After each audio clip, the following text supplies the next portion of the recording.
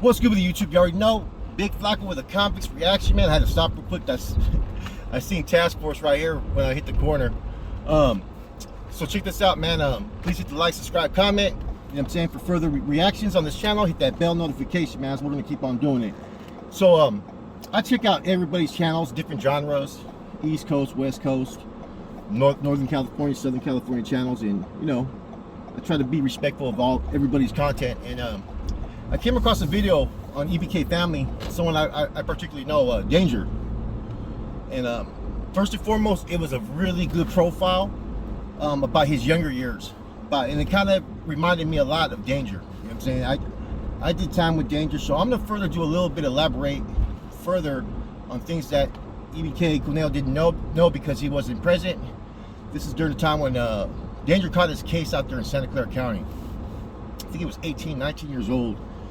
And this was around 2002, I believe, give or take. And so he was in our county jail, and he was basically a kid, man. You know, he was in North Max for a little bit, and there was an issue that happened over there with some big-ass Africano. I forgot his name, man. We were having some issues in some of the holding cells with the one individual that was a big dude. And, you know, I ended up being involved in hitting his cousin. You know what I'm saying? That's a whole nother scenario I don't really talk about, man, because we got away with that one. But yeah, I ended up hitting this dude that was related to this dude that tried to press up on fucking Danger back around 2002, 2003. Okay, Danger wasn't a big. He was a little youngster, man, real young. And he got into some type of altercation where this dude was huge. Like Suge Knight status, tried to punk him in a holding tank and stuff, right? And then the homies, of course, Chuco and Huicho, myself, we all fucking had his back. Like, you know what I mean? You're gonna sit there and punk a little young homeboy. And so, you know, we took care of that. He was around Huicho in North Max. I was in Little Max with Chuco, then Huicho moved over, but he was over there with Danger, fucking, what's his name? Dante from Oakland, and a couple other cats were over there in Little Max. And they had their hands full with fucking Huicho. Lucha was brutal.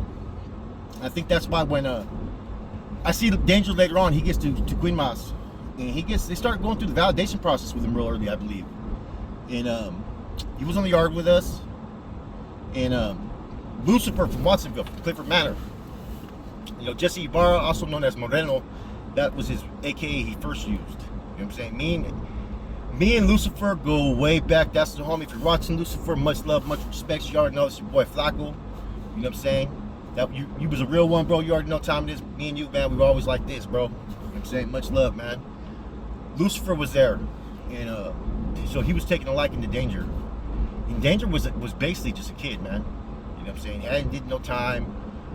He was very, very humble. You know what I'm saying? You know, I think Huicho may have humbled him a little bit because Huicho was really hard, man.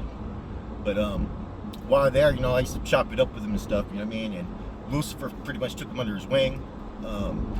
At that time, I had appointed Lucifer as the RA for the front bar in San Quentin, and I had him as my protege as far as to take over my position if I left. He ended up leaving to the Bay earlier.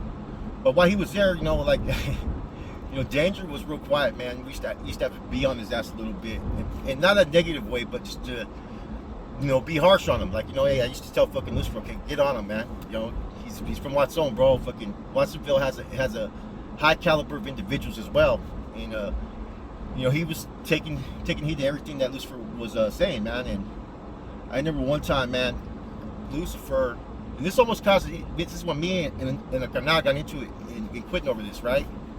So Lucifer and Danger went to fucking ICC together. They brought their stamps. They bought tobacco. Now that's a no-no. You have to buy from the casa first, right?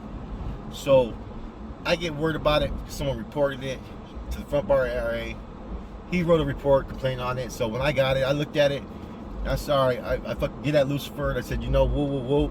And I give him a little fucking paper lashing.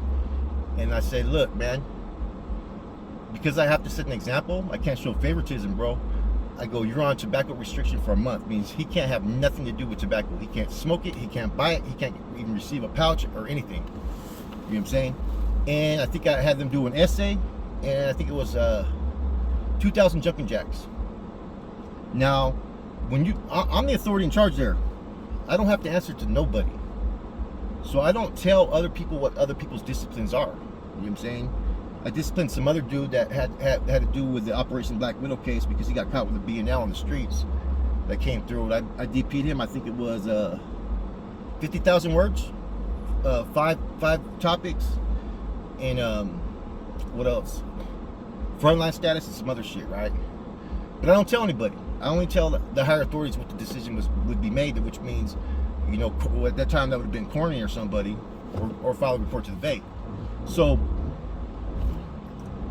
because of this incident, my front bar RA used to try to make a lot of waves. You know what I'm saying? Like, when I got there, man, there was an issue that happened between the directives that Bubba from Salas left, and you know what I mean? He wanted to question it. You know what I'm saying? That's when the whole fucking yard, Half Dead, Santa Rosa, Listo from Santa Rosa, motherfucking Lucifer from Watsonville, fucking Sorteno from Gemifaz, fucking all kinds of good, solid dudes that been around, man, who knew me personally, right?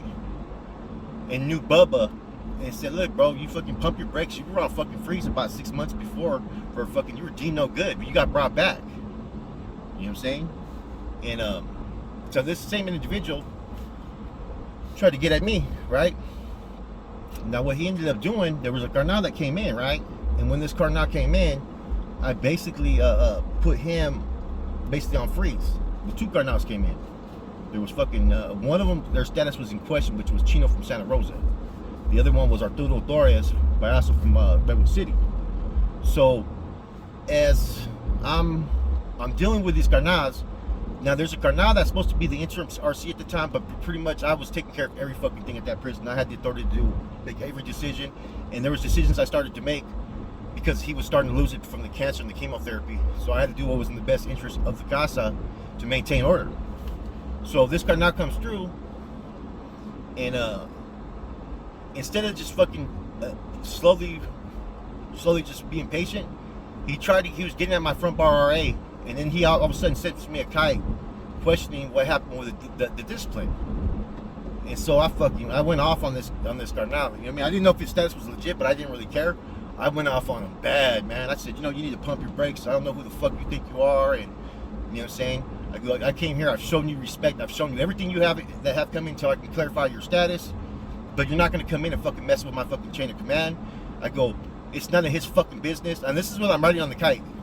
I said, it's none of his fucking business how I DP'd him, okay? But you know what, just for this sake, I don't even have to tell you I told him. I said, you know what, I put him on restriction for a month. I fucking gave him a 2,000 jumping jacks and a 2,500 word essay. I thought the restriction was enough, but I wanted to set an example. I said, but I don't tell I don't have to tell my chain of command what discipline was rendered. I don't have to fucking even tell you. You know what I'm saying? Unless you can see a infraction of any bylaw or any abuses I'm making, then you got no fucking say so right now. You know what I'm saying? And he got back at me. He goes, oh man, you know, I respect you, and he goes, you know, you were in Corcoran, huh? I could tell you were with Carlitos. You know, I could just tell, you know, by your get down and stuff. You know what I mean? I go, yeah. And I started getting at him. I go, you know, I know what's going on with all the incomunicado and all that, and Bay's supposed to be headquarters and this and that, and you know what I'm saying? And the communication went, but they tried to sit there, even press up on the young homeboy Danger. What about Danger? I'm like, man, what about him? He's a youngster. He got disciplined. That's all that's needed. I'm not gonna put him on frontline status or fucking following Lucifer. You know what I'm saying? And from there, you know, just things continued, man. I mean, he was getting a lot of glitcher, bro. I mean, he was on the yard with people like myself, Sorteno, Half Dead from Santa Rosa, Listo from Santa Rosa, Lucifer, of course, a couple dudes that ended up becoming bros, a couple I pulled, Rule from fucking San Jose, Cyclone from Santa Rosa, fucking Puppet from Hollister. I'm trying to think who else was there. Cyclone from San Jose. You know, they're all these dudes had been seasoned or been educated, man. So he got a lot of glitch while he was not only in the county jail, but while he was right there with us getting validated, man. So I guess this was able to, you know, he was able to continue his career from there. You know what I'm saying? I don't know what his standings is today, but I know at that time he had got like about 30-some years, man, for a case out there in San Jose. You know, and he was a kid. You know what You know what I'm saying? It's I've seen some of the pictures. It's good to see that he's you know, still whatever he's doing, whether active or not, that he's still pushing, because I always liked him, man. You know what I'm saying? I didn't know him to be like a little I didn't know him to be a little savage though, to keep it real. He was one that was fucking following instructions and orders. You know, he looked up to. Had a little problems with my fucking thing real quick though, excuse me though, man. So let's get to it, man. So yeah, Danger, man, in general, man, he was a good kid, man, and you know, it was good that EBK was able to talk about his early years. You know, I was fortunate to have a huge impact on his early years in prison, as well as Lucifer and a couple other brothers, man. But anybody who knows me, man, Renette, knows this. When I was running Tracy, when I was running fucking San Quentin, I would have fucking sometimes the whole yard in one pledge group and stuff, especially, you know, January 22nd or September 16th. And I would fucking really start to, you know, I was really a hardline educator, you know what I'm saying, as far as pushing that agenda. So, you know, and he's one of the ones that I would call out on some stuff just to get his head to see where he was at, you know what I'm saying. And he always did the best of his ability, man, you know what I'm saying. And you know, much love, much respect to him, man. Much respect to EBK for doing a spill on him. It kind of I didn't know him to develop like this though. However, he developed in the system, man. But when I knew him, he was a kid though, man. And that's all I have to say about that, man. Much love, much respect. It's your boy Flacco. I'm gone.